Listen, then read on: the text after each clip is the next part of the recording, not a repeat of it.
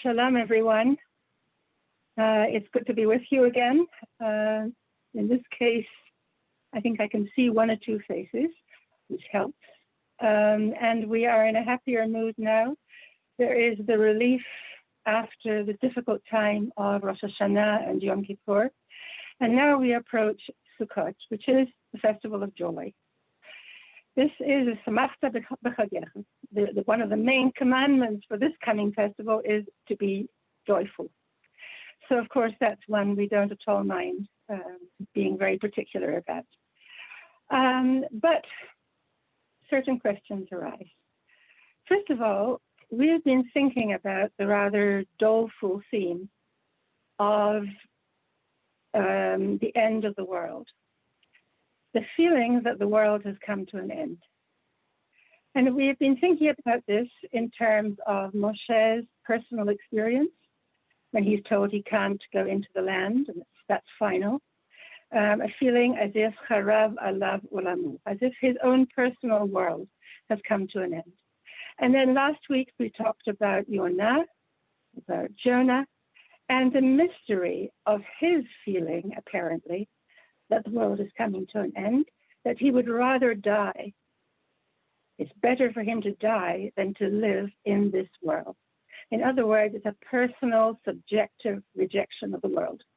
And there's a mystery around that. And last week we struggled to offer a view of Jonah's situation, not as a pathological situation, but as one that in a way is common to all human beings.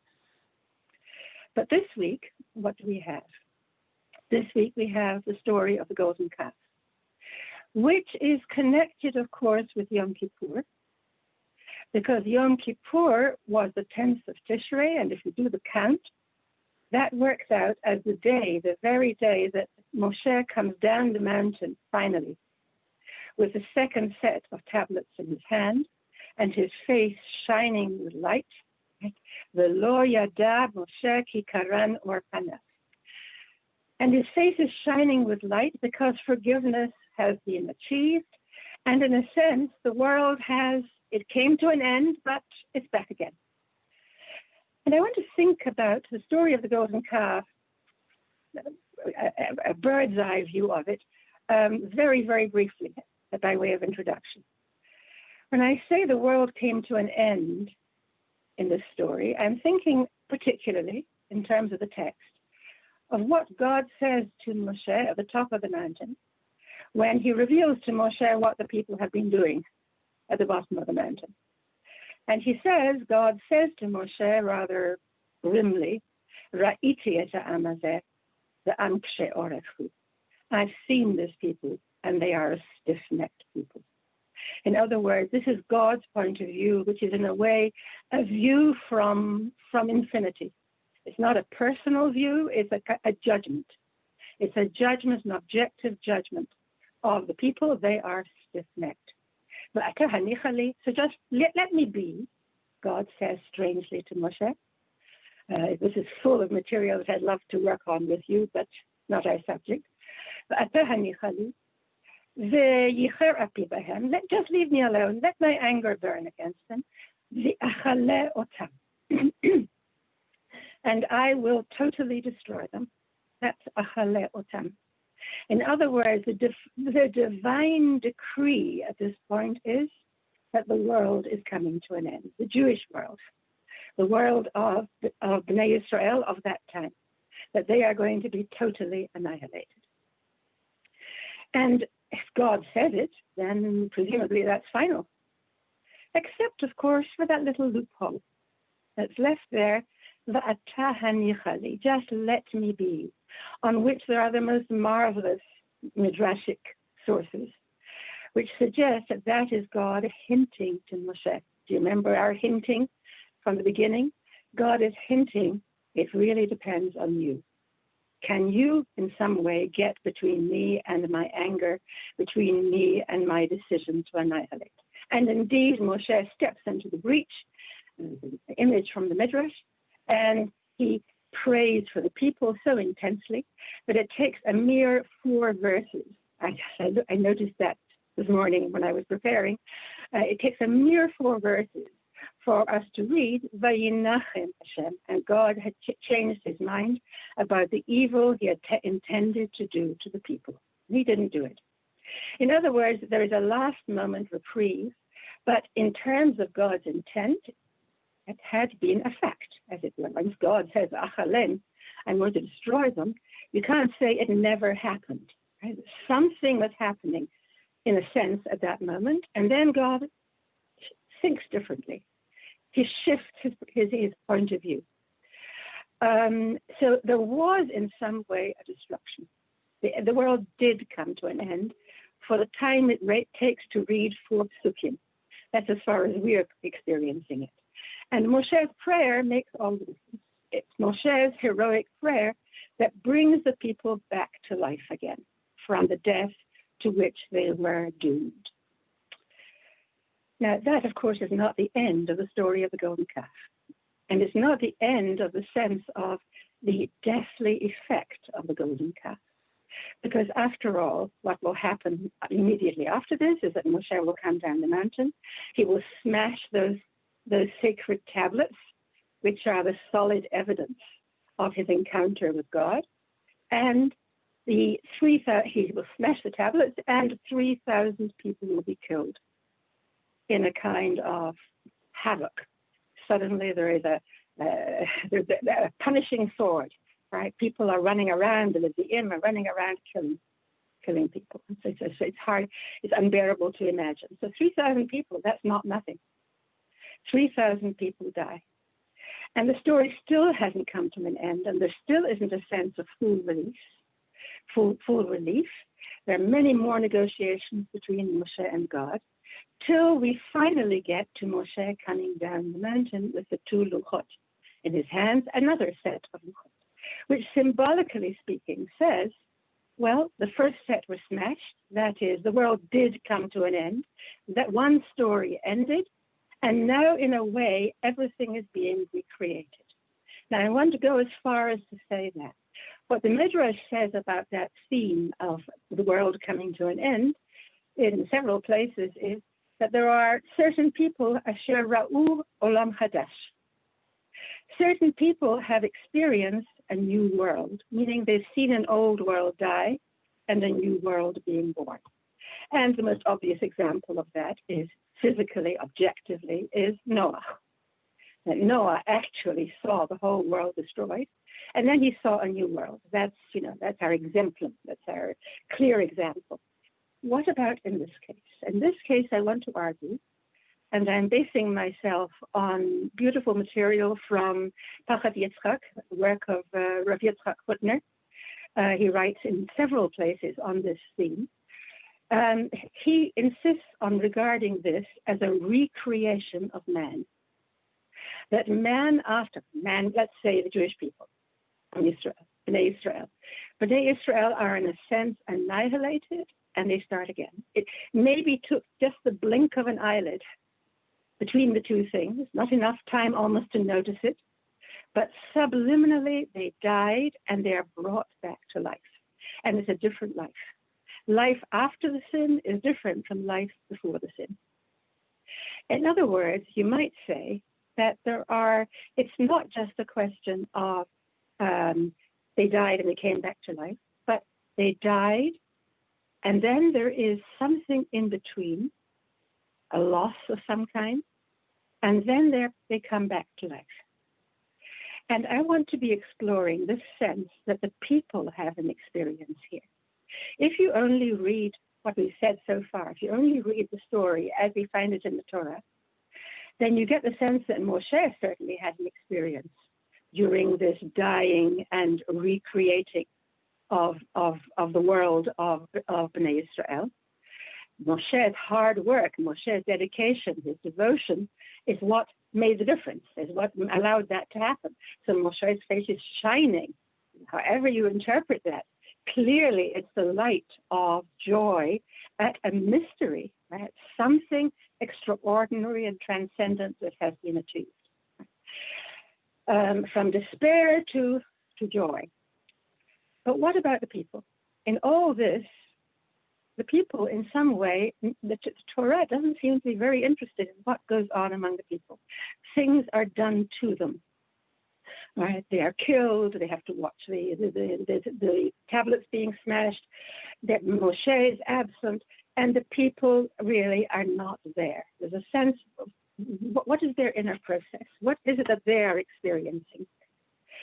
And it's with this that I want to turn now to Sukkot and to suggest, again, Rav Hutner is the source of this idea, and to suggest that there is a real connection between Sukkot, which is the culmination of the time that we are living now, every year.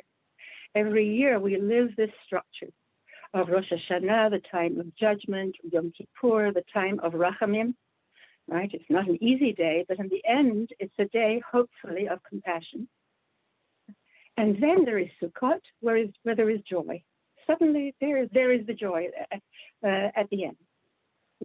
How do we get, in terms of our experience, how do we get from the difficulty and the dread seriousness of Rosh Hashanah and Yom Kippur to the joy of Sukkot? What kind of work does it take? Is it just that, oh, we're happy because we're happy? In other words, we're happy because that time is over, right? And so, wonderful, what a relief! Now we can be happy. Or does the happiness acknowledge something that's gone on inside us? That there actually has been a process that's been going on, and we call it tshuva. And the assumption is that everyone has been through such a process, right? The general theological assumption is that by the time we get to Sukkot, in our way of living these 3 points of the year, which are one narrative, you are moving from seriousness and even pain, of self-analysis, of self-discovery, right, to a moment of great relief. But of course, there's no hint of this in the Torah. Unless I've missed something, please let me know if I have. In the Torah, the people are strangely inert throughout this whole thing. They did what they did with the golden calf, and then after that, everything is done around them. And Moshe is the hero of the occasion.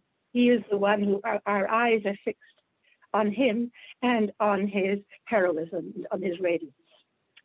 Where are the people in all of this?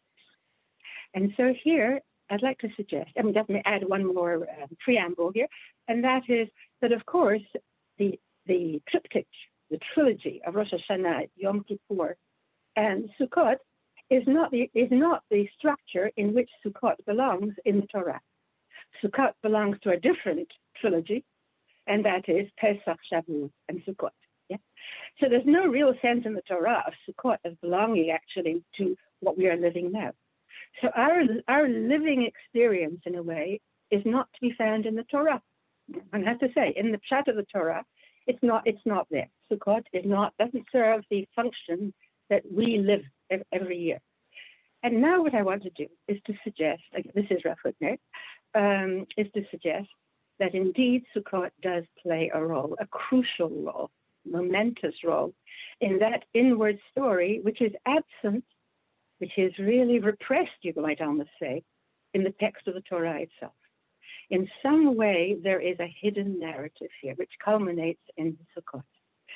And in order to try to make that point, I want to begin by looking with you at number 1 on your page. I'm hoping you all have your sources. By the way, thank you very much for putting on your cameras.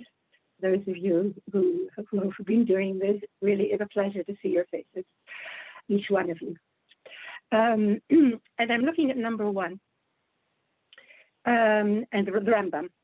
The Rambam, Hilchot Lulav, the laws of Lulav, and a rather long passage. One of the main points is made right away at the beginning, and I'm actually going to read through it very quickly. I'm going to read it mostly in English. You can follow in Hebrew or in English as you will. Even so, it's a positive commandment to rejoice on all the festivals. On the festival of Sukkot, it was in the Beit HaMikdash, in the Holy Temple, it was a day of Simcha Yetera, of exceeding joy. Now that word, Yetera, means that Sukkot has an intensive quality of joy about it, way beyond the general joy, that belongs to all Chagim. It had, at any rate, in the Beit HaMikdash. That's starting from there. The laws of how Simchat Beit HaShoeva, the joy of Sukkot, was celebrated in the times of the temple. And it was characterized by Simchat Yetera. And I'm obsessed by that word Yetera. What is that extraness? Yetera, exceeding. I want to be a little provocative, but I do hear this. It can almost mean excessive. Somewhere between exceeding and excessive. In other words, exceeding sounds very nice and literary. Exceeding joy. That's very good English. But actually, it's touching on something that's bordering on the illegitimate. It's bordering on too much. Like anything that is yetera. Yetera means more than can be handled, perhaps. More than can be managed. And you will notice, right? Let's read on now. How did they practice this exceeding joy at that time? On the Erev Yontif, they would prepare in the Mikdash, place for women above and men below. Now, that tells us right away that we are dealing with something dangerous. Yes? That this exceeding joy that we're talking about here that precautions have to be set in place right away. First thing the Rambam says. The first thing is to separate men and women, because exceeding joy is connected with what happens between men and women. And there are barriers, there are limits, there are discretions, there are privacies around that. But once you have exceeding joy, then you don't know excessive joy, you don't know what's going to happen. Therefore, there has to be a mechitza, in other words. Yeah? There has to be, that's the first barrier here, in order that they shouldn't mix with each other. And then on the end of the first day of Yom Tov, they begin to rejoice. And so each day throughout Chol HaMoed, after the sacrifice of the Tamid, the Korban Tamid has been offered. The next passage, Yud Gimel 13. So what was this joy? What did it look like? How was it done?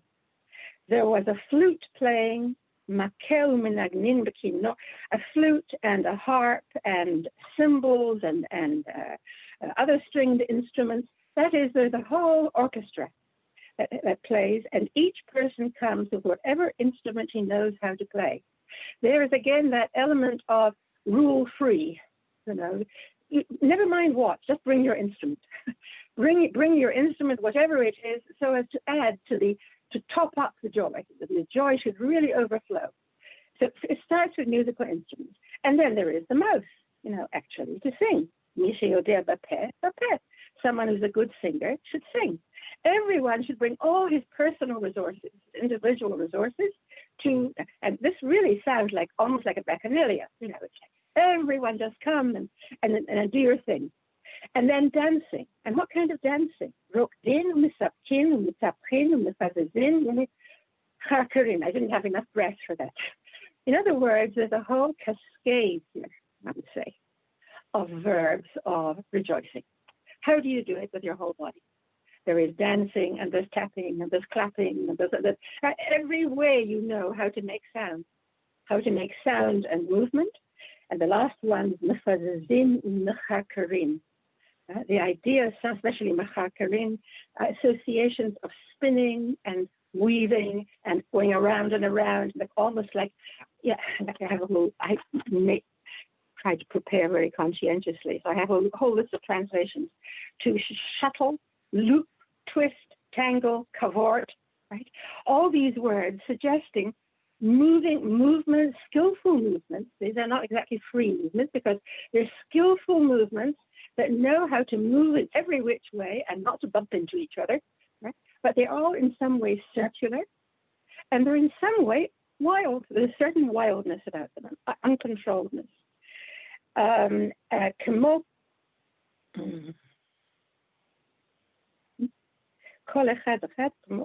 Okay, ad she'omrim, and yes, I'm sorry, I couldn't quite see. Everyone does what they know how to do, and they sing all kinds of songs and praises while they're doing it. And then again, Oh, a caveat. And here's the second caveat, just to make sure you don't get out of control. In all this ecstasy, remember, this doesn't override Shabbat. So on Shabbat of Chol HaMoed, be careful that you don't, if some of these activities are things that are forbidden on Shabbat, then you can't do them. So there again, we're reminded of certain limitations. Yeah. So again, on the one hand, there's the attempt really to give you the feeling of Yetzirah, Simcha Yetzirah without words. And on the other hand, then a couple of reminders. And then the next passage. It's a mitzvah, it's a positive commandment to laharbot b'simchazu, to do more and more of it, right? Laharbot, not to be satisfied with a little. And then here again comes, I don't know if it's a limitation or an elaboration. Who did all this rejoicing? It wasn't the ordinary people, and it wasn't anyone who felt like it. Ooh. Here I thought it was a kind of national bacchanalia. No, it seems. It was the great sages of the people. It was the Roshei Yeshivot, right? It was the wise, the wisest and most learned. It was the Sanhedrin. It was the court, people who are most judicious, who are most responsible. Hasidim, the Haskenim, the Anshe Maaseh. People of virtue and people of, what can I say, people of piety, people of extraordinary piety. These were the people who were to do this extraordinary, excessive rejoicing. And they're the ones, therefore, who are dancing and clapping and all the rest of it. But all the rest of the people, what are they doing? All the men and women, they just come to see and to hear. Like the role of women watching in traditional synagoguing, I grew up, watching the men do it. And here I have something heretical to say, which really marks me as not belonging to the modern world. I used to get great joy out of it, and I still do. Watching people who you can idealize rejoicing. I actually prefer that to dancing myself. All right, I didn't say it. I will deny it if anyone asks me. But it is nice to dance. It's good to dance, yeah. But fantasy, for me, fantasy is released by watching others rejoice. People that you respect, people that you... All right, I won't carry on with this theme any longer. And then we go to come to the last part of it. What is this kind of joy in performing the mitzvah? A simcha, this joy, is inspired by ahavat hakel, the love of God who commanded it. And it's a avodah gedolahi. It's a great form of service. It's an avodah, yes. It sounds like just letting your hair down. And it is. But it's actually a discipline of some kind. It means work. And I mean work in the way we talk now about therapeutic work. It's a process to get yourself into this. Because how do these very judicious, dignified people who are used to walking staidly and to looking the part of someone who is full of kavod, mechubad, and the Rambam goes on now to play with the word mechubad. How does such a person let himself go sufficiently, drop his inhibitions, and suddenly start prancing, I don't know what the word is, suddenly start cavorting, I rather like the word cavorting, in the presence of God. That is what implied in these descriptions. And here Rambam gets very disapproving of anyone who is inhibited about doing this. Anyone who prevents himself from engaging with this kind of joy will be doomed to punishment. In other words, this is someone who's really way off key. As it says in the famous pasuk,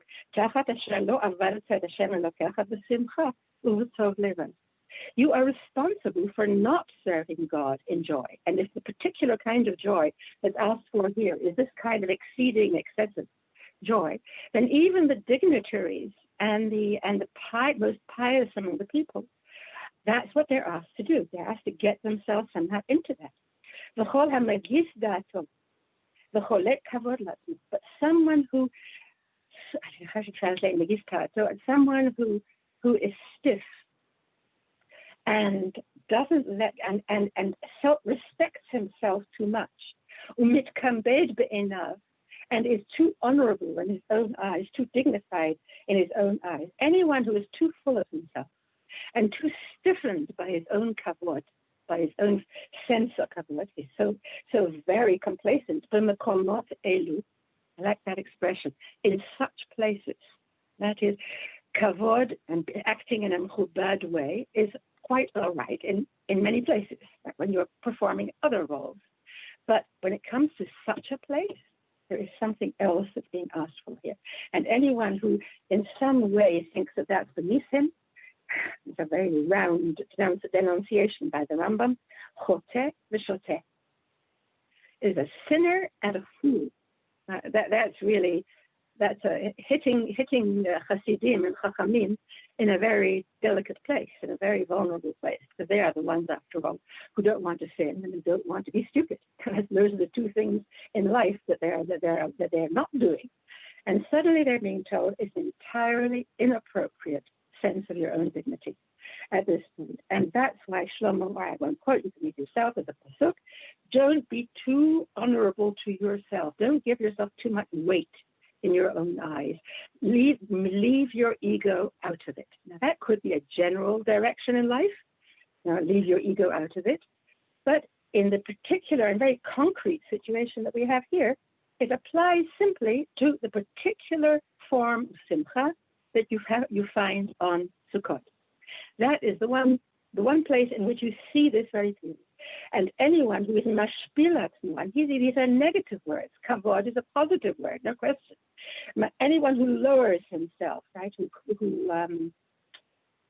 word for mashpil, and mekel gufo b'mekomot elu, and in a way takes himself lightly, doesn't give himself any due dignity.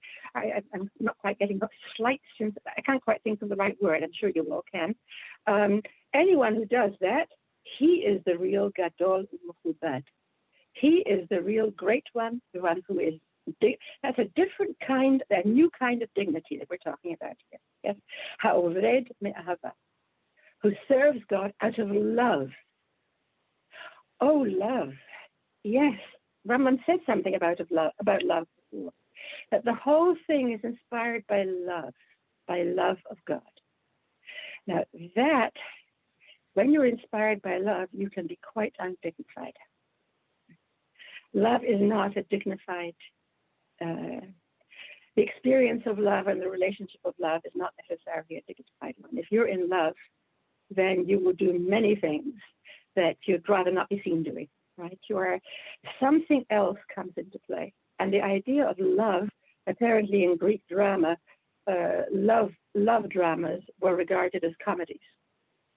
People regarded them as comedies. Because what you saw there was like skits. You saw people falling over themselves and behaving in disorderly and unruly ways, and you just laughed. Everyone laughed in the audience. So when it comes to love, there's something laughable, there's something ridiculous. Don't be afraid of being ridiculous. I think that's really make yourself ridiculous. That's really, and the example, of course, I'm sure some of you have been expecting this. The classic example of this is David, King David, who, when he brought the Holy Ark back into Jerusalem, after a difficult and a dangerous journey in which someone was killed, someone died because he didn't treat the Aron, the Ark, with sufficient respect, when finally they got over the fear of handling the Aron, out of sheer love of God, they brought it into Jerusalem, and David danced, mecharker u'mefazez. Those are the expressions exactly which I used there. He cavorted and he span around in the presence of God. And you remember that his wife despises him for it. You see the earthly response, the worldly response to this kind of behavior. Michal finds it just embarrassing. And she mocks him afterwards. And she says, Ma nichbad melech Yisrael. Ma nichbad hayom melech Yisrael. Oh, you've really put on a show today, you King of Israel. That was a very royal parade you just did. And she despised him in her heart, and she didn't have a child till the day she died. It's one of these very condensed. That is, she doesn't have the capacity. She doesn't know how to play. She doesn't appreciate what it means in a way to lose inhibition in out of love of God. Her kavod is so stiff around her that she can't have a child. In some way, right, there is simply no, the erotic is under ties there, the thing. And we understand that even though it's not psychological language that's used in the passage. Now, here the Rambam is giving us a sense of this extraordinary simcha b'Torah. And that's what I want to explore now for much of the time that we have. I want to go about this by thinking, first of all, about the new world that people enter into once God has forgiven them for golden calf and once the decree of destruction has been withdrawn. There is such a thing, Rav Hutner argues, as the world of tshuva. It's a world. If you've never been in that world, then you live in another world. There are other worlds, and it's not the only world. In order to gain entry into that world of tshuva, and I'm not even translating it particularly at this point, you have to have lost something. You have to have sinned, let's say, to put it in religious language, but rather more largely, you have to have experienced the end of the world. You have to experience that a certain original world of meaning has come to an end, and suddenly now there is a new world, and it's a world that's been gained by a process, an inner process. It didn't just fall on top of you. And suddenly now the world of tshuva means a kind of recreation of the self. Once you've experienced that, tshuva means return. Yes. It means, in a way, a return to life, a return to your original way of being before you did wrong, before you wandered off track. But of course, the truth is not as simple as that, because the world of tshuva is never the same as the original world. It's not like returning to who you were before, and it never is. And we're going to be looking at some examples of this. I mean, the obvious example, which is the first one that I want to be looking at soon, is what happens in a marriage when things go wrong. Yeah. Don't want to be too specific because it gets too awkward, but where one of the partners is not entirely faithful to the other, let's say, just to be very vague about it. There can never be a return, a simple restoration to the way things were before. There has to be some kind of deep process, and it's a relational process in which what has happened is addressed, and then, so it's not really a two-part story. I sinned and I repented. It's I sinned and I did tshuva. I entered into that new world of tshuva, which I get to know year by year. I get to know it. The territory becomes a world I know. And then after that, I was in a different world. After that, I was in a world that was influenced by tshuva. And that's a world of simcha yetera. On some level, there's a tremendous relief, a kind of release about that world. It's not as heavy as one might think. It's as if we only know ecstasy now, that the original relationship was about that, a particular element that has only been started now because of what one has gone through, because of going through this whole story. What that new world is like, I'm thinking first of all of just comparing this, contrasting this with the famous lines from Wordsworth. You remember in his intimations of immortality, trailing clouds of glory do we come. Do you remember? We come into this world trailing clouds of glory. That is, we have at the beginning, trailing clouds of glory. That every baby is born, this is a Neoplatonic myth, that we come into the world trailing transcendence. That we come in still creatures of the spirit. And we have a version of that in our tradition as well. The angel who comes and knocks you on the mouth, and in a way brings you down to the reality of this world, so that you no longer have that transcendent. Right? And again, I have to confess that when I see a newborn baby, and especially my own, there was undoubtedly a sense of that. There's something about this child that is more than. But then, Wordsworth acknowledges, right? Trailing clouds of glory do we come from God, who is our home. That's his way of putting it. He uses religious language. But then a little later he says, there has passed a glory from the earth. We enter into this world, and we enter into all the difficulties and divisions and contentions of this world, and then we feel that the glory has passed. And there is no restoration of the glory. Clouds of glory are not restored. Instead, we have to take comfort in Wordsworth. We have to take comfort in the beauty of nature and in the holiness of the heart's affection, of how people love each other. That is not, by no means a restoration of the original thing. What do we have here now? Let's have a look at number 2 on your page. This is the commentary of the Gaon on Shir HaShirim, on the Song of Songs. And here is suddenly, out of the blue, a statement, a reference to a midrashic tradition that I think, it seems to me, most people have never heard of before. This is something I came to know through Rav Hutner. When they made the golden calf, the clouds of glory that had accompanied them from Egypt, right? Remember, there are references to a cloud that goes before them by day. Not exactly called clouds of glory.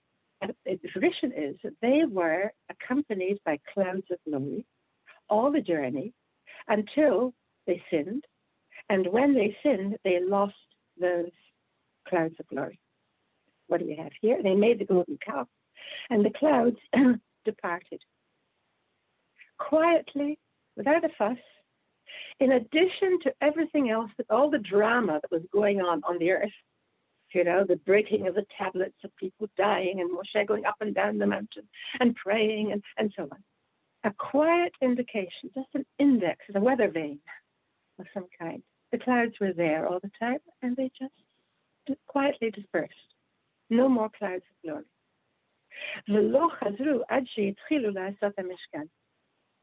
And they didn't return until they made the Mishkan. So now we have a new feature in the story. And in order in some way to complete this story, you have to have the making of the Mishkan. The golden calf is not going to be healed. It's not going to be in any way resolved until the Mishkan is built. Something will happen then. And what is going, Moshe, and then the Gaon does a little calendar reckoning here. He says, Moshe came down on Yom Kippur, on the 10th of Tishrei, which is Yom Kippur, and then he gathered the people and he commanded them with all the instructions for the Mishkan. That was God's command. Now they should make the Mishkan. That's the first immediate command. And so that was on the 11th of Tishrei, and then the next 2 days the people brought all their donations, all the gold and silver and precious materials. That was on the 13th and the 14th. And then on the 15th, on the 14th, 12th and 13th, on the 14th, they took every clever, skilled artist and artisan took the materials and began to work. That was on the 14th. On the 15th, they began to work, and then the clouds of glory returned. And that's why we make Sukkot on the 15th of Tishrei. Now, there's a story. Now, of course, you may be familiar with the tradition in the Talmud that there were clouds of glory, and it's those clouds of glory, shekifu, that encompassed the people. And that's the expression that's used. Hakasat, that encompassed, enveloped the people, that those clouds of glory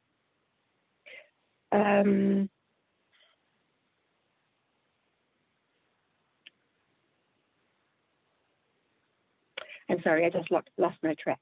I hope it'll come back. What we have here that we didn't hear of in the Talmud is the idea that those clouds of glory disappeared. the golden calf. And so suddenly we have a hidden story.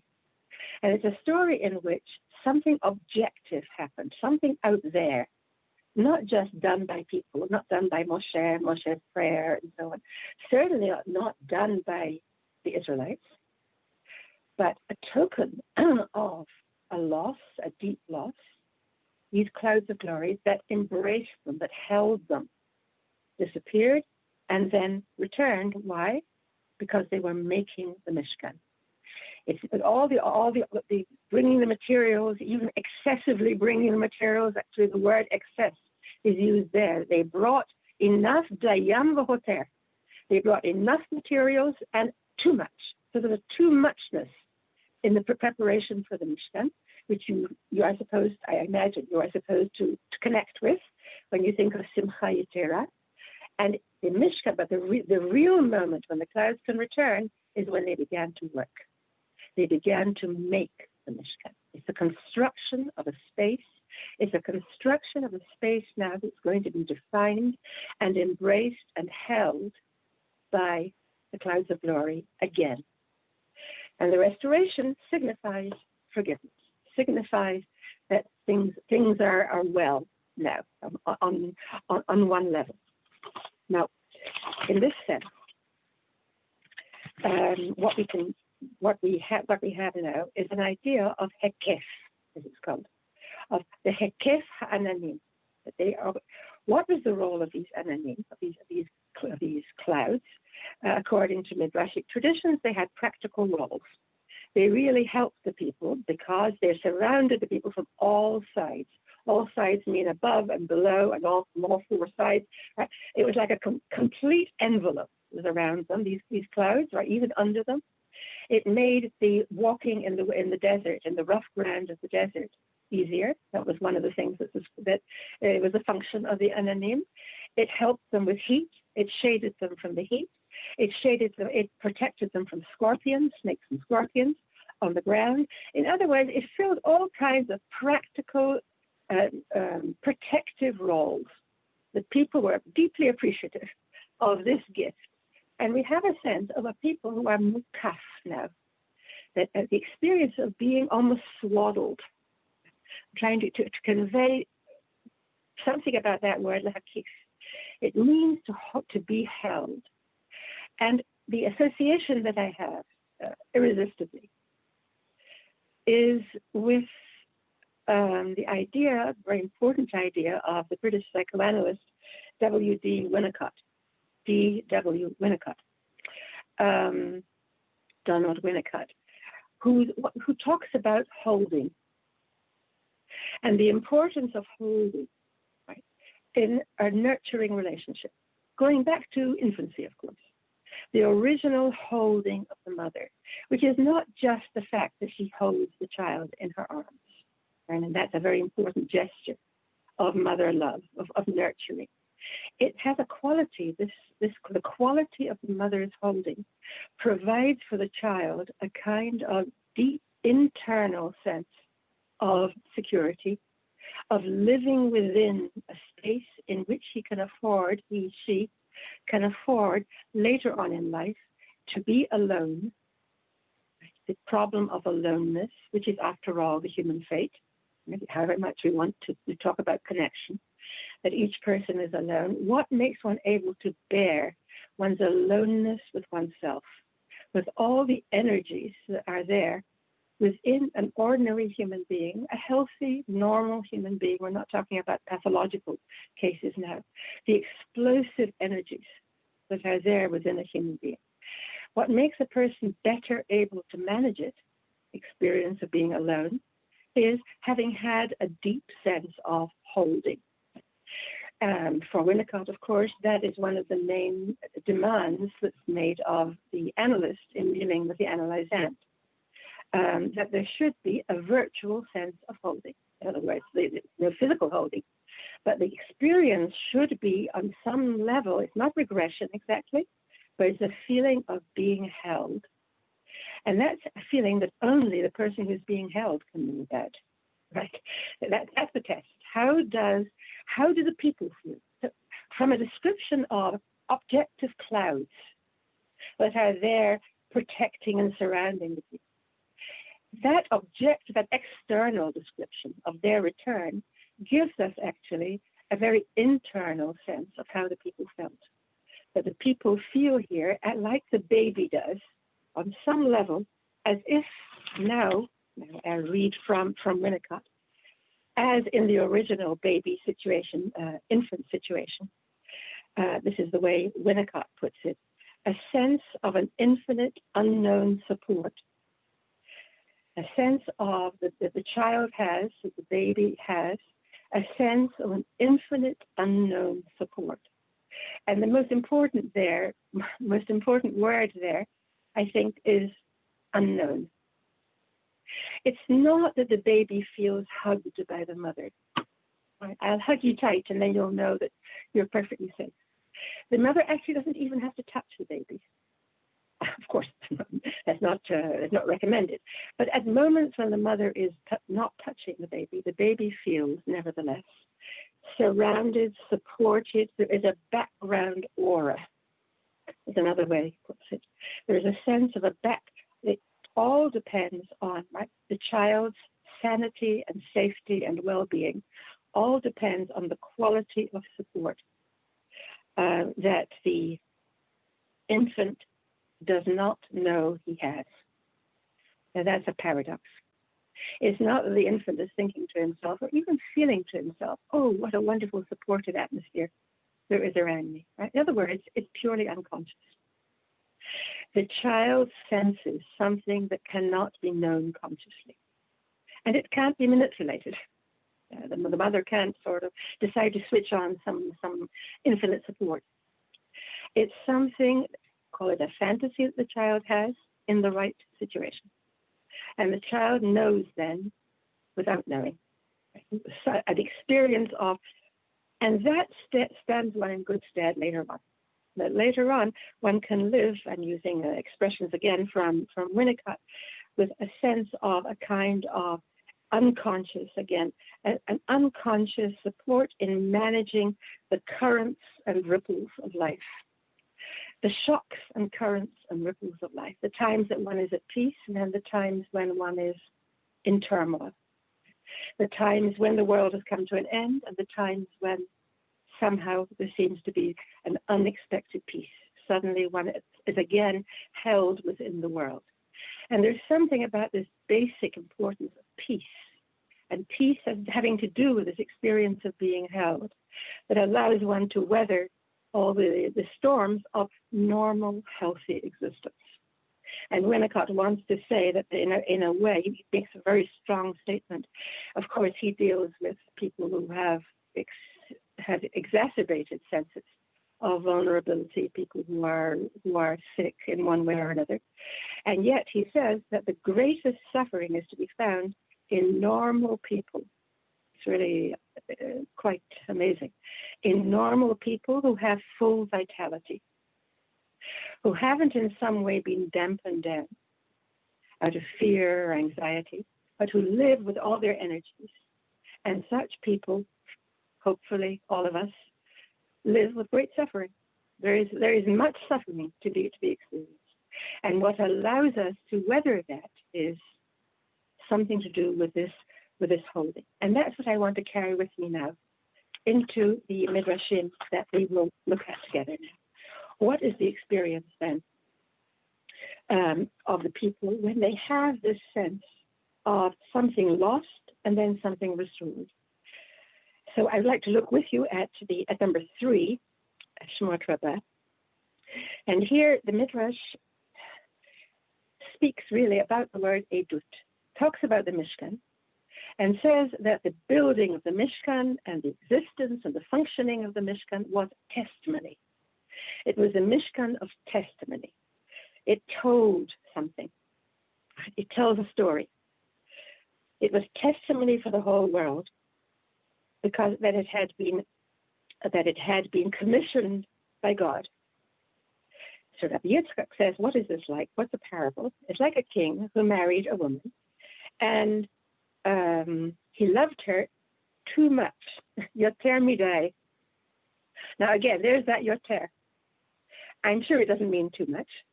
I'm sure it means, the idiom really means exceedingly. But exceedingly, right, the fine line between exceedingly and excessively. If you're in any way beyond order, beyond normal order, and that's what intense love is. In some way, it's on the edge. And that's how he loved her. But then he was angry with her, and he left her. Right? So there you are. There are the storms of life. It doesn't say why he's angry with her. It makes it seem as if it's his problem rather than hers, but it's not. It's clearly her problem, and he left her. And then people said, her neighbors said, here's the interesting thing. Her neighbors said, he's never coming back to her again. So suddenly you have these helpful neighbors who look pessimistically at the situation, and they say, oh, among themselves, they're gossiping among themselves, and they say, oh, he's never coming back to her. You can almost hear them. They take certain pleasure in saying. But after a while, he sent her a message, and he said to her, the king, said to her, prepare the palace and prepare the beds, because on a certain day I am coming to you. And when that day arrived, the king came to her, v'nitrat sala, and he made peace with her. And he came in to be with her, into the palace, and he ate and drank with her. Now, these are all expressions for the restoration of the marriage. He ate and drank with her has sexual connotations. Right? You can't not notice it, right? All right, they had a meal together, mutually satisfying meal. But the neighbors couldn't believe it. And I can't help smiling at this. The neighbors are incorrigibly skeptical. They said, I don't believe it. It doesn't work like that. It can't be so easy. But when they smelt the fragrance of perfume coming from the palace, it's surrealistic. Suddenly there are clouds of perfume that they smell. At that moment, they knew, yad'u, they knew, and I'm interested in the word ladat. What is it that they knew? That the king had made peace with her. And what's a parable? What does it suggest? So when God loved Israel, doesn't say he loved them too much, just he loved them. And he brought them to Har Sinai, and he gave them the Torah, and he called them a kingdom of priests. A whole list of things that he did as a sign of his extraordinary love. Doesn't have to say it was an extraordinary love, but just have to see what he did for her, what God did for the people. A whole list of things. After 40 days, they sinned. And that's when the neighbors, who are the surrounding idolatrous nations, all the others, at that moment they say, oh, he's never going to make peace with his people again. In other words, once there is sin, then it's irreparable. There's a very good case to be made for this. I don't want to go to town on that now, because I have other things to follow up. But you could make a very good case for saying that anything who was it Derrida, who said that anything that you need to forgive is unforgivable. Think about that for a bit. If someone just bumps into you in the street, you don't really have to forgive them. But if they do you real harm, then you have to forgive them. Right? Why? Because it's unforgivable. Because it's serious. That's the paradox. So the neighbors are all convinced logically that this was unforgivable. There's no way back from this. And there's a quotation to make the point from Echa, from the scene of destruction of the temple. There's going to be no way back from this. And then Moshe came to God and he asked for mercy for the people. Immediately God forgave them. As it says, Vayomer Hashem salachti kidvarech. God said, Moshe said, slachna, and God said, I have forgiven as you have said. In other words, it's very easy. Gives you a sense that it's smooth like butter. Moshe says, please, and God says, fine, good. It's as simple as that. But Moshe is not satisfied.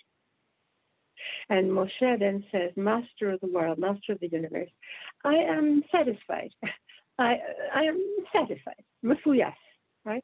I'm no longer troubled, but Hodia, please make known in the eyes of all the nations that you don't have anything in your heart against this people.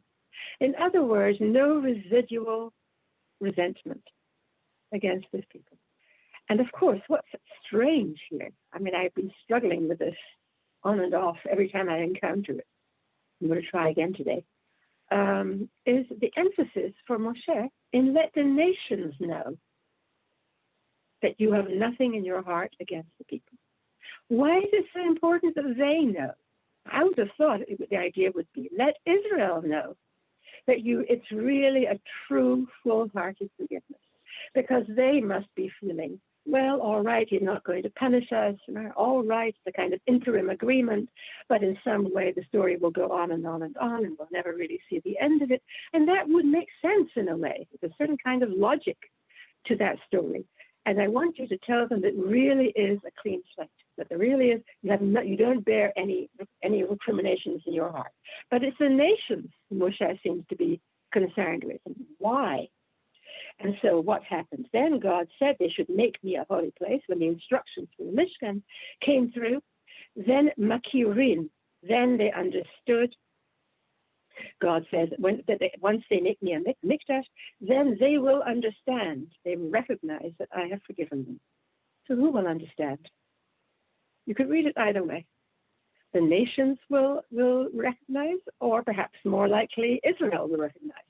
They will realize that they really have been fully forgiven. As it says, Mishkan ha'edut, it's the Mishkan of testimony to what? Edut hi leYisrael, testimony to Israel. Now, you notice how there seem to be two focuses here. Is it testimony for the nations of the world? That's what Moshe seems to be asking for. Or is it testimony for Israel? And that what Israel needs most deeply is a sense of being deeply forgiven. That there is which is like, right? How will the nations know it out there in terms of the parable? It's because perfume will come from the palace. Perfume, the samim, right? The sense somewhere, the spices, perhaps, of the functioning, right? The mystery of the Mishkan, the spices that come out of the Mishkan, that you can't hold in your hand and you can't count and you can't, right? A sense of some kind of mysterious life coming out of the Mishkan, erotic life, if you want to put it like that. That there is eros there in the Mishkan. But the important thing is that the nations should know, and in some way that relates to the inner knowledge that Israel will have, that they've been fully forgiven. And in order to, what I'd like to suggest is something like this, that sometimes what's outside and what's inside are very deeply entangled. They're interwoven with each other. How do I know what I am, what I really am, unless someone is looking at me as if expecting that that's what I am? In other words, I'm affected by the inside-outside relationship. I live in a world, after all, and I am affected by what others think about me. And here you have the extreme case of the other, which is the pagan nations. And the pagan nations seem to have their heads screwed on very tight. They know such things can't be forgiven. And therefore, it's very important for them to recognize a mystery when it happens. That Israel has something mysterious in its way of functioning in the world. And it has to do with the intimate connection, intimate in both senses, intimate connection of the husband and wife, of God and the people. It can't be talked about. Sometimes if the wind is coming the right way from outside, you can actually, there's something on the wind that you can sense. You can sense something of this special connection. Now that, of course, is Moshe's. That's his way of thinking of things. We have a special connection. And when will it come? When will it really come to full power? After the restoration of the marriage. Not before, right? During the honeymoon period, the solid time at the beginning. That was not the whole story. The whole story really begins only after there's been a loss, and then there is a restoration. Then there's a kind of depth, there's a kind of complexity to the marriage, and that's when something mysterious and ecstatic can begin to happen. Something happens that is, what can I say? It's someone who's crying and who's weeping and laughing at the same time. That sense of things. And a sense that in some way, I live in a space that recognizes that. That the nations, however hostile they may be, they have to recognize that there's something particular that's happened here. And that is the extraordinariness of this relationship, something inordinate. Have a quick look at the famous Mishnah in Pirkei Avot, number 4, where we read, Haviv Adam Shenivra B'Tzelem. Precious, beloved is the human being who is created in the image of God. Chiba Yetera, but it's an exceeding preciousness. Noda'at lo Shenivra B'Tzelem. If one is made to know that one was created in the image of God. In other words, being created in the image of God is something that, is there in the narrative that God created Adam and Chava in the image of God. But do Adam and Chava know it? Presumably not. Why would they know it? No one told them. The first human being, paradoxically, to know that he was created in the image of God was, anyone? I'm just watching your lips. Noah was told that he's created in the image of God. And that's what the Mishnah is talking about. Noah, who saw the end of a world and then a new world, he knew something about the connection. And it's very deep and tragic. It's a tragic knowledge, but it's a knowledge then that has to do with recreation. And so it has infinitely more, much more is folded up inside in the interior life of someone who is now surrounded by those clouds of glory, which have been restored, as it were. The marriage, the marriage will never be the same again. Midrashic Gadol. Next example. We read at the end of the book of Exodus, when the Mishkan was completed, we read about the cloud of God that was over the Mishkan by day, and a pillar of cloud by day, and a pillar of fire by night. That just sounds like a kind of organization of things. By night, in the darkness, you have fire. By day, you have fire. And here comes this extraordinary midrash that now begins to extend the story of having, losing, and then having again. That three-part story extends it way beyond its limits as we've had it up to now. Right? They lost the clouds, they got the clouds back when the Mishkan came to be. No, that's not the end of the story. It's a recursive story. It's a story that keeps happening. For instance, what happened? The people saw the pillar of cloud dwelling on the Mishkan, Shachen. They rejoiced, Samchut. Then they said, now God has really been reconciled with us. Right? Because they see the cloud the cloud resting. All it takes is that. But then at night, a pillar of fire descends, the Sibev Mishkan. And here's an addition to the text of the Torah. So the Midrash said it wasn't over, it was actually surrounding the whole Mishkan. And then what happens is that they see it completely, the whole Mishkan goes up in a fiery flame. And it's extinguished, the end of the Mishkan. Right? It's surrounded entirely by the fire. And so the people have the direst sense of destruction, of ruin. Everything is gone. And they begin to weep and sorrow. And they say, Oi lanu, woe unto us, lerek yaganu. We have labored for nothing, for emptiness. And there is that emptiness idea again. The idea is somewhere that we're not worth anything. We're humiliated. We are being brought back to our real emptiness here. Everything that we created so greatly here, in all the work for the Mishkan, Nisraf Nisha'a, has been burnt up in an instant. Now that is a moment, this is one word, human, emotional word, that I would use to describe this experience of the people when they see the Mishkan on which they worked so hard going up in a flame during the night. The word would be shame for me. It would be an experience of shame because it's not as if we didn't try. Right? If we didn't put anything into it and then it just frizzled up, we used poor quality materials and we didn't really we didn't make it well. It's not so. We did our best to make it well, of excellent materials. That makes me feel even worse when it doesn't work. That means there's something wrong with me. That's shame. It's not just guilt that I did something wrong. It's shame that there's something wrong with me. And suddenly all their misgivings about the golden calf come back. We have not been forgiven. But that's not the end of the story. Three-part story. Hishkimu baboker, they got up early in the morning and they saw a pillar of cloud, mekif oto, not just resting on the Mishkan, but enveloping it entirely, engrossing it.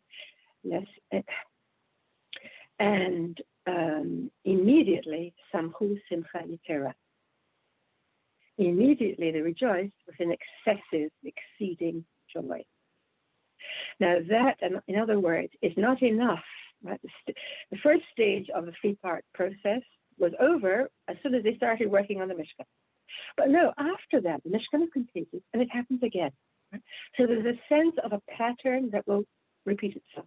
And indeed, if you are familiar with midrashic material on different stages of putting the Mishkan together, you can see that it keeps on happening. That there is a sense of, now we got it. And then, no, it collapses. No, it can't do it. And then somehow it comes together. And that sense of things here is described as eliciting exceeding joy. The intense relief, the intense reassurance. It's not just that we have a real live Mishkan. It's that the Mishkan testifies that all is somewhere well. All manner of things shall be well. So, right? Against one's realistic sense of things sometimes, I say realistic, meaning pessimistic sense of things, that everything is falling apart and that we don't really deserve better because. And suddenly again, there comes that moment of exceeding peace, of exceeding joy. Some kind of quiet overcomes them again, which is called here. And then they attribute it. And then they say, now all the nations of the world can see. Here's the same concern with the outside. As they are having this exceeding joy, they're saying, now all the nations of the world can see that if they want to make such a thing, they can't. In other words, that this is not something that people can make in the day's work. That there is some particular alchemy, there's some particular chemistry that's going on here in our relationship with God, and therefore in some way we can trust it. Because of this exceeding love of God for Israel. Now, I won't address the last sentence. I just want very briefly to say something about number 6, which is also about shame. And here we have the point at which the Mishkan has been completed, and everyone is waiting in suspense for God to come and dwell in the Mishkan. And the people, Moshe and Aaron, come out of the Mishkan, out of the interior. They come out and they face the people, and they bless the people. So Rashi asks, what did they bless the people? They bless the people, and the people burst out into song, burst out into joy, and they fall on their faces. This is before the presence of God has actually come and dwelt in the Mishkan. And so Rashi asks, what was the content of the blessing? And it's here, son, may it be God's will, may it be your will, that the Shekhinah comes to rest in the work of the hands of the people. I got my pronouns wrong here. All right, may it be the will of God that the presence of God comes to dwell in the work of your hands. In other words, you've made it, you've done your best to make it. It has to come to life. What is the mystical, what is the thing that will bring it to life? Is it going to happen or is it not going to happen? May it happen. May it be so. And why does Moshe have to bless the people in this way?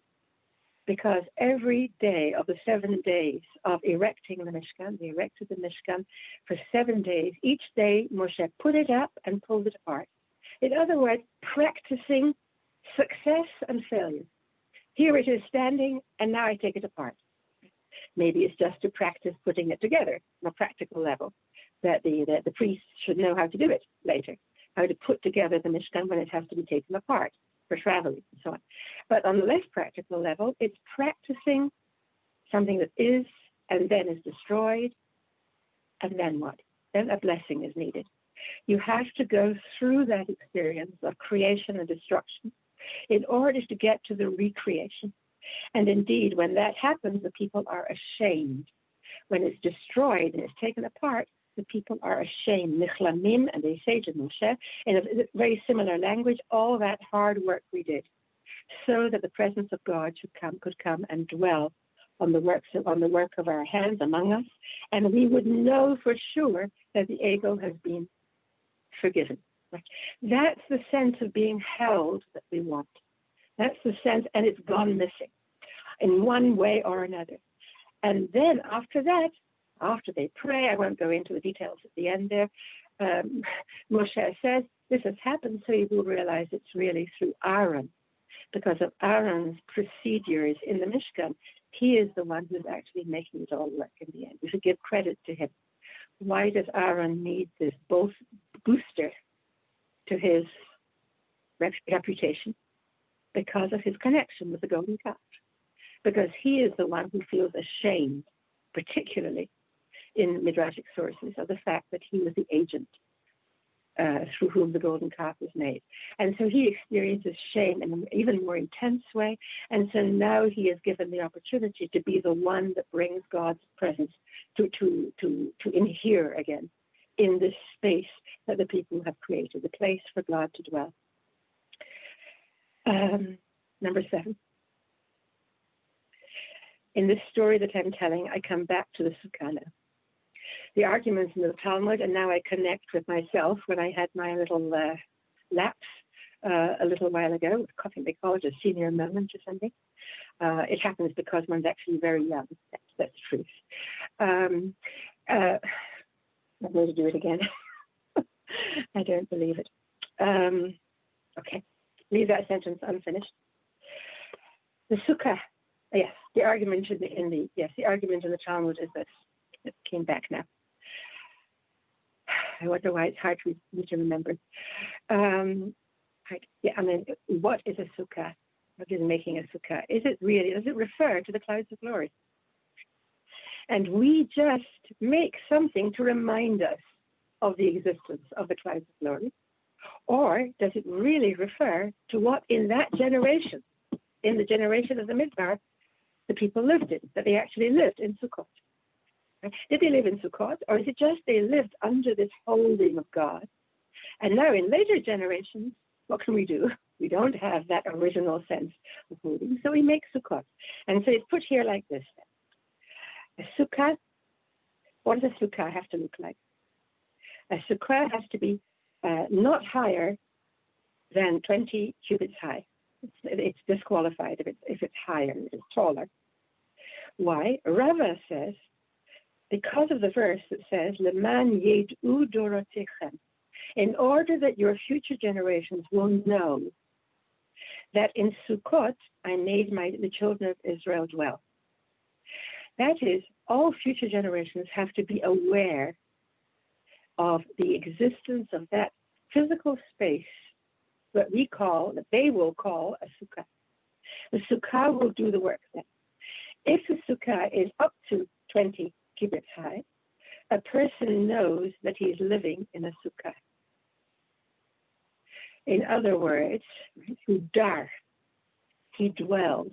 He is living within a temporary structure. He can look up and can see the roof, which is not a roof, which is, you can see the stars through it. Right?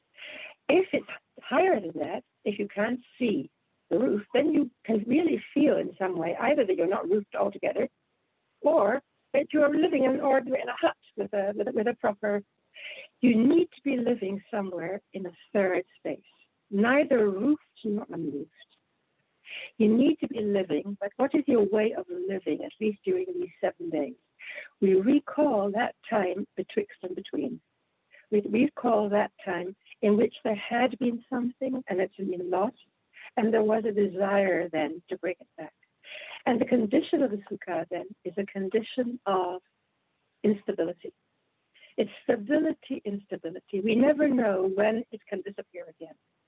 But we have from the Midbar onwards, from that original experience, like the infant, has a kind of sense of infinite support that came from the clouds of glory, which is unknown to us. We are still in the baby stage in that sense, that we don't really know that it's there, and yet with an unconscious sense of, what can I say, of a certain uncanny security, that somewhere we're being held. It's not something that one can argue about. And that should be your deep feeling. You'll only be able to have that deep consciousness of living in that kind of space, neither home nor out in the open. Somewhere in that kind of volatile space, only that can induce in us that da'at of dorotechem, or as someone suggests, why does Rava say it here? It is not dorotechem, but dirotechem. That somewhere your way of living, dar, because it doesn't have a vav in it, missing a vav, so it could be read as dirotechem. In other words, your way of living at this significant time of the year is an ecstatic way of living, which is unstable. And someone who holds himself back from that yetera quality, doesn't know what kavod is, and doesn't know what true kavod or true ahava, true love is. That's the risk we take. We say it in the Birkat Hamazon. Yes, in Birkat Hamazon we say Harachaman hu yakim lanu Sukkot David hanofalit. In other words, we recognize that our sukkah is always falling. That the sukkah is there and it's precarious. And yet we manage to live with some confidence. We manage at least sometimes to enter that state, and it's a state of ecstasy. This is simcha yetera. I remember, I'm sure everyone has these experiences sometimes of singing in the sukkah and a real feeling that there's something here that is unique. This is not like singing in the house. For reasons that are complex, okay, not so simple.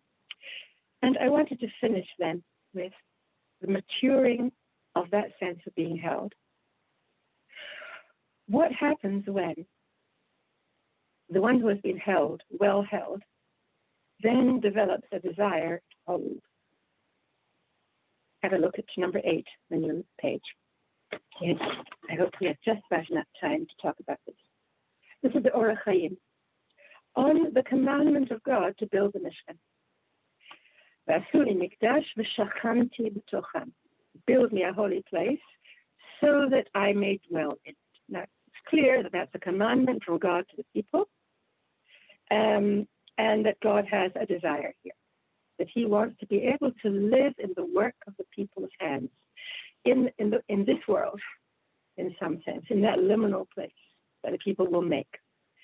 Why doesn't it say, betochu, I will live in it? Why does it say in among them? This is a classic notion that you find in many sources, particularly hassidic sources, that God wants to live not just in it, in the structure, but he wants to live in you, right? Somewhere in the heart of you, right? In the center, betocham, in the core of you. But the Orach Chaim takes it to a slightly different place here. He says, the place that they will sanctify for God to live will be in the midst of the children of Israel. Okay. Shiyakifu ha-mishkan b'dalet galim. That the Mishkan will be at the center of the people, and it will be surrounded by the flags of the people. That is, by all the tribes, by the structure, the four-sided structure, of all the tribes, 3 on each side. The people will, spatially speaking, right, they will actually be surrounding God. It's not that God will just, put himself in their center, but that they will envelop God actively. That's hakafot, It's that dynamic holding from the point of view of those who are doing the holding. Why? Because because God's words here, very daring reading, God's words are a response to the desire of Israel. This is the inner desire, I might say the unconscious desire of the people. When they see at Har Sinai, and this is a midrash that you may be familiar with, that they had a vision at Har Sinai, and they saw the ranks of angels on all 4 sides surrounding God. And they were taken by a kind of, forgive me if I call it angel envy, yes, a kind of envy of the angels. Yes. And they think, what do they think? They see God mukaf, surrounded, enveloped in this way, and he is a sign in their midst. He is the object of desire in their midst. Ot, Iva. Right? He is what is meaningful in the midst of them. And so the people, chashku ahav, they passionately desired liyot ken b'tochem, that they should have the same experience of having, right? The Orach Chaim doesn't want to spell it out, right? The same structure, that they should be the ones who surround our Mekif God. Right? Almost don't dare say it. Right? Somewhere in our heart of hearts, there's a desire then for a role not as the infant. Right? The infant will always be there. The infant is there in a human being till the human being dies. But it's possible to develop other layers of feeling. One is what I would call the feminine layer of feeling, the maternal layer of feeling, the mother who holds inside her that ot etokha, which is the child, or right, even in the sexual relationship, the sense somewhere of being the one who I'm the one who is nurturing. I am the one who is providing for the important, the significant life of what I hold inside me. And they want an experience like that. And the Orach Chaim then goes on to say, and that's why then God said what looks like a commandment, but is actually simply a response by the one who penetrates the heart, bochen libot. Extraordinary expression here. It's a classic expression. That is the one who knows about unconscious desire, who knows what human beings really want, that they can't even be fully conscious of. And there now is a desire not just to be encompassed, but actually to hold within themselves. And so God said, let them make make themselves into a holy place. V'shachamti kamochen b'tochem. He adds the words kamochen. And then I will dwell just like they want, just in the way that they are dreaming of, somewhere almost unaware. I will indeed come and live in them. That sense that the relationship with God, another midrash says something like this, that the relationship with God is sometimes, God says, sometimes I call people my daughter. I love her so much like a daughter. Sometimes I call them my sister, achoti kala, my sister. And sometimes I call them my mother. And that's the shocking one. All right, this is in relation to the verse in Shirim, in the Song of Songs, about the crown with which his mother crowned him. Suddenly the mother, Shlomo's mother, comes into play, and Shlomo is God. So there's a sense that God is here enjoying, in some way, this is God's wish at this point, that people should be a mother to him. But it's a wish that apparently transcends subject and object. It's not, in the end, it's the people's wish, and it's God's wish that the people should wish. So it's not a pure commandment from outside. God is not just suddenly out of the blue saying to the people, well, make me a holy place and I'll live there and all will be well after the golden calf, in some technical way. It's not technical at all. It's something very profound in which a desire is intimated. You know, to intimate, actually the English word has it, and even in Latin, it's like the word intimor means, to let known one's intimate desire. Right? To intimate. It means in some way to share it with the outside. And so there's a sense of a relationship. There's a sense of a relationship between God surrounding and encompassing on the outside, and God at the same time on the inside, in the heart of hearts, and the sense of the human being as providing a certain kind of nurturance of the divine in the world. This can only result from a complex history. It's not that certain people have been appointed to be, superior human beings. It's an effect of a complex history in which one has plumbed the depths in some way and then found a way to come back into the world, and a new world, something new, which is informed then by, as much as by goodness, by the errors and the difficulties of the past. I wish you a Chag Sameach, and this should be a good, full New Year.